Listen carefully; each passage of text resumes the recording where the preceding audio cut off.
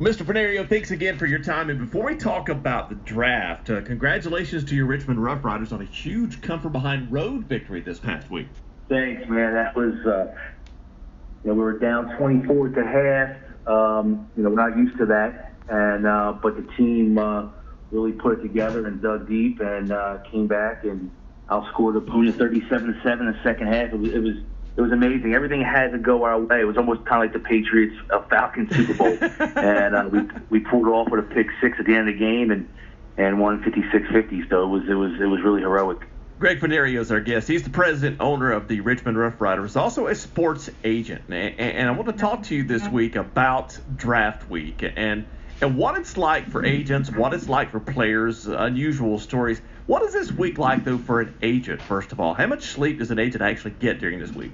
Well, so we are, it's hectic for everybody. Where everyone's calling everybody up. All the teams are trying to make trades up and so on and so forth. Now, I'm not fortunate to have one of these first-rounders, one of these big-time quarterbacks or someone like Barkley, but I can tell you how it kind of goes down. Don't think like someone like, the running back Barkley out of Penn State is only getting the phone calls from, like, the top four teams of the picks. I mean, there's everyone's calling his agent because everyone's trying to obviously, not that they think he's going to be there at number 22, 23, or 24, but they're trying to let the agent know that, hey, we're going to try and make trades up. Everyone's trying to make a trade. No one wants to stay put at 23, 24, 25, 26, so on and so forth. Now, they might not be able to get the trades, but right now, this whole week, the last week, it's just been, it's mayhem in the war room. Everyone's trying to make trades and see what they can do and who can they pick up. And then, and not just that, it's not even about that. Also, if you pay attention, once the draft is over, the seventh round is completely over, remember now, there's 90 kids who have to get assigned to camp. Most teams, there's a 53-man roster. There's free agents. There's guys who got cut, so on and so forth. So some teams might be sitting on like 45 come draft day. Well, there's another 40 kids per team that have to get picked up. And within minutes after the draft, after the last guy is drafted in the seventh round, then the agents it's even more mayhem, and that's where I kind of come in place. And we're just constantly getting these kids picked up as undrafted free agents, and it's mayhem. So yeah, it's a long, crazy day. I can tell you that. Greg Fernario is our guest. He's the president and the owner of the Richmond Roughriders, but also a sports agent. We're talking about draft week this week going on, and so many players from this area, from the FCS schools that are in this area, are those undrafted free agents. And in talking to members of the James Madison football team, which I cover, who have been picked up over the last few years, they sort of like that undrafted status if they're not picked up by, say, the fifth or sixth round, because then they get a chance to choose. Is that an accurate assessment that being in that position almost can put you in a better position? Yes and no. At the end of the day, you want to be, drafted early. That's what you want to do. And if you look at like the percentages of guys who hang on to teams from the fifth round on, a lot of the seventh rounders are mostly cut or thrown into a practice squad. Unsigned free agents sometimes, undrafted free agents, so to speak, sometimes have it better. I'll tell you a good story last year was Corey Clement out of Wisconsin, running back, and he did not get drafted. The Eagles actually traded up to try to get Humphrey, and that didn't work out for him. And then Clement beat him out in the camp. And look at the year Clement had. He had a great Super Bowl. So he was an undrafted free agent. So there's a lot of undrafted free agents that also can pick the team best fit. Clement wasn't my player, but I know his agent really well, and he kind of went where he felt he could put him in at a better spot. Hey, we're going to try to get Clement with the Eagles. We feel it'll be a better fit. They're using three guys. They're a team that uses three running backs. Maybe we can use him and get him in the mix, and that's what they did. And then as an unsigned free agent, you can have more of a what's a better fit for you. Greg Fenario is our guest. He is the owner and the president of the Richmond Roughriders, arena football team, and of course Richmond, but also sports agent. And with being draft week, so much being said and going on, and so much speculation happening, and so forth and so on. Now, I watched there was a nice mini series, I guess, 2 or 3 years ago about agents and about these guys, especially the undrafted free agents, and how they were getting calls and don't do this, don't commit to that. Money can be a factor. Obviously, it's a factor for all the players. But how does the money differ from, say, the undrafted free agents to maybe those guys in the 5th, 6th, 7th round? Is there a huge difference? And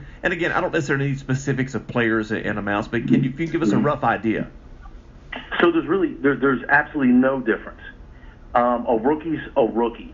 So the only thing is different is if you're getting drafted first round. Obviously, let me give you an example. Let me say Carson Wentz a couple of years ago, first round pick for the Eagles.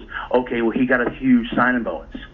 Okay, and you can't give that huge signing bonus to a 7th round pick or undrafted free agent, but they're all going to get $450,000.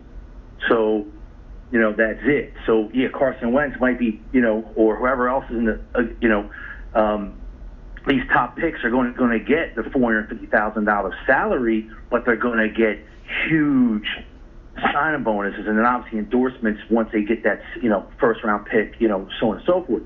So the guy who might get on the team as an unsigned free agent, undrafted free agent, and makes the 53-man roster, he's going to get the same playing salary as any other rookie that's drafted even in the first round, but he will not get the signing bonus, which is huge. We're talking millions of dollars, sure, as well as endorsements. But then, if you get on a practice squad, so for these guys who are getting signed late, drafted late, or signed late, to them it's obviously they want to make the team. But then it can go from you possibly will make $450,000 on a 53-man roster, or get put on the practice squad for $125,000. It's a huge difference. Oh, no doubt about that. And those signing bonuses, I remember on that miniseries, it was a particular player, and I wish I could remember his name. He had 2 teams really after him. One was offering him a $5,000 bonus. The other was offering $15,000 or $20,000.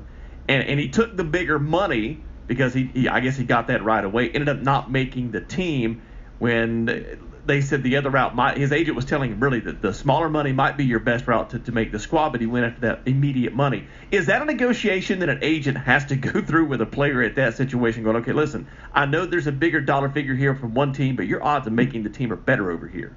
Sometimes it's so hard to tell a player maybe, sometimes the right thing to do. Those dollar signs are dollar signs to allow these kids in every single sport. When you see kids come out early, you might tell them, hey, stay around, maybe one more year, and you might get a higher draft pick and a bigger bonus. But they felt they can get the money now, and it's they might have different things going on in their life that they need that money now, and maybe not wait for next year. So it's a lot that goes in, a lot of guidance. Mm-hmm. And so on and so forth. You really have to have that, true trust relationship and kind of go from there. Greg Fenario is our guest. He is the president and the owner of the Richmond Roughriders, and also he's a professional sports agent who handles a lot of players. And, of course, the NFL draft coming up this week. This is kind of a 2-part question for you. The first part I'll ask you and then wait on your answer for the second part. But the first part is, when trying to convince a player to become your client, we've seen the movies like Jerry Maguire, and there's other movies out there trying to convince players to go with one agent or another. Any crazy stories that stand out to you, maybe from personal experience or stories you've heard around the industry where one player wanted an agent to do this, that, or the other that kind of stood as being a little bizarre? You have to tiptoe a lot when you're, in this, there's a lot of rules and regulations and so on and so forth. So, you can't really persuade the guy as more of just, verbally, let him know that there's a trusting that, to me, I think it's always great that player, no matter what the agent is, has to have that trust. It's not about gifts and stuff like that, because obviously you cannot do that. But one thing, my recruiting way is, and I kind of always won them over, is I try to win the parents over. Okay. The kid is a great athlete, and it's all about him referring, hey, you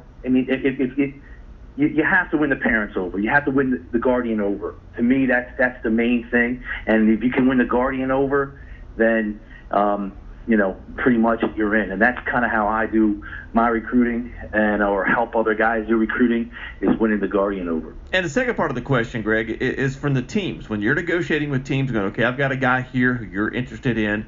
Teams obviously want to pay the least amount of money they can, especially like in signing bonuses in particular. As you said, there is a base salary and so forth. Teams that have tried to lowball agents on players in the past, is there a story that sort of stands out going, okay, really, that's your offer? You know better than that. I'm also a huge fan, like anybody else, of NFL teams, and I'm a huge fan of the New York Jets. The whole last season, the holdout, or 2 seasons ago, the whole holdout of Ryan Fitzpatrick. At the end of the day, he is every bit of a backup quarterback, and he should have maybe got the 10. He was going to start for them, but he held out all season long, and that was the they gave him, I think it was $15 million for 1 year, and the guy never made more than 6 his whole entire career. It was just kind of like, sometimes it's bizarre where you just kind of throw a guy out on desperate measures. Right. And I've been seeing a lot of desperate signings in football so far with the quarterback position, because some of these guys, haven't had any kind of true winning resume. They just have some promising stats, and they're getting huge money and not living up to it. There's a lot of, desperate signings these days in the NFL, and especially at that position. Well, and I appreciate the insight. Greg Fornario is our guest, Richmond Roughriders president and owner. And last question for you, Greg. So again, I know it's a very busy week for you. How does this position you with the arena team that you oversee? Do you have to wear 2 different hats, or can you sort of cohabitate, if you will, being an agent and an owner? And when you see players go through this cycle of not making the draft or not being drafted or not making teams, how does that help you with the Richmond team that you oversee? So it actually helps me out greatly. So, because then I have a lot of friends and colleagues that are agents and so on and so forth. And you also kind of, like the kids who are get invited to camp, I mean, they're amazing athletes. To be invited to a 90-man camp, you are an amazing athlete. And then not everybody can make it. So these kids still want to play ball. If it's not if they don't get into the CFL, at the end of the day, they still want to play ball, because if playing ball is still going to get you to that next level, if to the point of sitting at home and just training is not. So I have kind of like a pool where I can pull from and have the knowledge of what kids didn't really make it, and are and that are pretty good at and able might want to play arena football. Not all of them do, right. But some of these kids that I did grab for the Richmond Roughriders, I either had another agent colleague friend of mine who kind of referred the guy, or kind of knew about him and went out and grabbed them. So it does help in the long run. Well, enjoy the week. It's sort of, I guess, kind of like getting married, where you set the date and finally you get there and it's like 8 minutes and it's over. The draft is 3 days and it's over in some stints, and then maybe a 4th or 5th day get in the unsigned free agents for you. But enjoy the week. Best of luck in getting your players signed, and we appreciate you taking time. And again, continued success to your Richmond Roughriders team. Thank you very much for having me. This is where the Shenandoah Valley comes for local sports talk. The Daily Sports Feed with Dave Thomas on ESPN 1360 and 101.3 WHBG.